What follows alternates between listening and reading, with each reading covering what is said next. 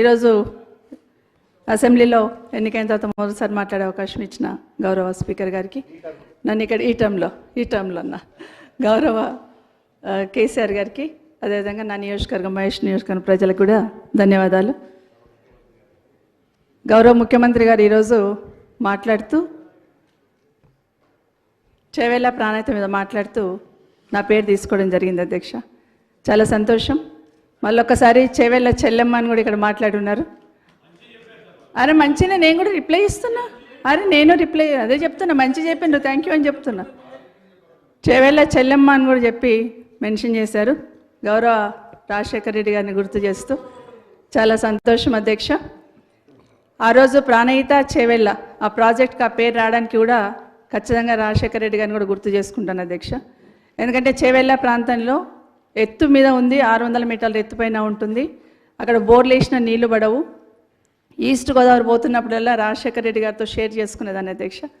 ఇక్కడ పచ్చని పొలాలు, కాలువల నీళ్లు, మా దగ్గర ఎండిపోయిన పొలాలు అని మాట్లాడుతున్నప్పుడు ప్రాజెక్ట్ నుండి ఇక్కడ నీళ్లు తీసుకొస్తామన్నప్పుడు మన ప్రాంతంలో వికారాబాద్, పరిగి, చేవేళ్ళ ఈ ప్రాంతంలో నీళ్లు రావాలని అడుగుతున్న సందర్భంలో ఎత్తైన ప్రాంతం అయినా కూడా ఎట్టుగా తీసుకొచ్చే ప్రయత్నం చేద్దామని ఆ రోజు ప్రాణహిత చేవేళ్ళ ప్రాజెక్టు రూపకల్పన చేయడమే కాక మొదటిసారి ఫౌండేషన్ వేసినప్పుడు చేవేళ్ళ సెంటిమెంట్తో రాజశేఖర రెడ్డి గారు అక్కడే వేశారు అధ్యక్ష.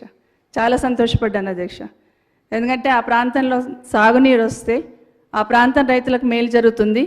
ఒకసారి 111 జీవో గుదిబండగా ఉంది, బోర్లు వేసుకొనివ్వరు, చెక్ డ్యామ్లు కట్టుకొనివ్వరు.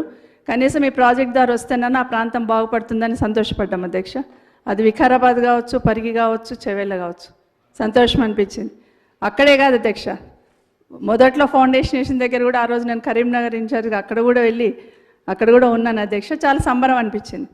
తర్వాత తెలంగాణ రాష్ట్రం సాధించిన తర్వాత ఆ ప్రాజెక్ట్లో టైలెండ్ ఉంది, ఇవ్వలేమని అప్పుడున్న ప్రభుత్వం క్యాన్సిల్ చేస్తున్న సందర్భంలో మీతో పాటు రామ్మోహన్ రెడ్డి గారు, రాజేంద్రనాథ్ ఎమ్మెల్యే గారు అందరం కూడా కలిసి ఆ రోజు ఆ టన్నల్ విజిట్ చేయడం, ఖచ్చితంగా నీళ్ళు ఇవ్వాలని అడిగాం అధ్యక్ష, ఖచ్చితంగా ఇవ్వాల్సిందని.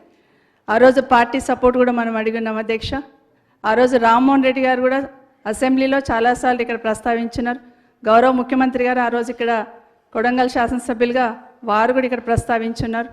కానీ ఆ రోజు క్యాన్సిల్ అయిన తర్వాత పాలమూరు రంగారెడ్డి నుండి ఈ ప్రాంతానికి నీళ్లు దగ్గరలో ఉంటుంది, ఇస్తామని చెప్పినప్పుడు రామ్మోహన్ రెడ్డి గారు అసెంబ్లీలో మాట్లాడిన తర్వాత మళ్ళీ ఆ రోజు గౌరవ ముఖ్యమంత్రి కేసీఆర్ గారు, ఆ రోజున్న గౌరవ ముఖ్యమంత్రి గారు రామ్మోహన్ రెడ్డి గారితో కూడా మాట్లాడి అక్కడ నుండి అయితే దగ్గర ఉంటుంది, దగ్గర నుండి తీసుకోవచ్చు, రిజర్వాయర్స్ అక్కడ కట్టవచ్చు అని మాట్లాడుతున్న సందర్భంలో ఆ రోజు ప్రభుత్వం తీసుకున్న నిర్ణయాన్ని అందరు కూడా ఇక్కడున్న అసెంబ్లీలో ఉన్న గౌరవ శాసనసభ్యులు, ఆ రోజు రామ్మోహన్ రెడ్డి గారు కావచ్చు, గౌరవ ముఖ్యమంత్రి గారు కూడా ఇక్కడే ఉన్నారు అధ్యక్ష, రేవంత్ రెడ్డి గారు కూడా ఇక్కడే ఉన్నారు అధ్యక్ష.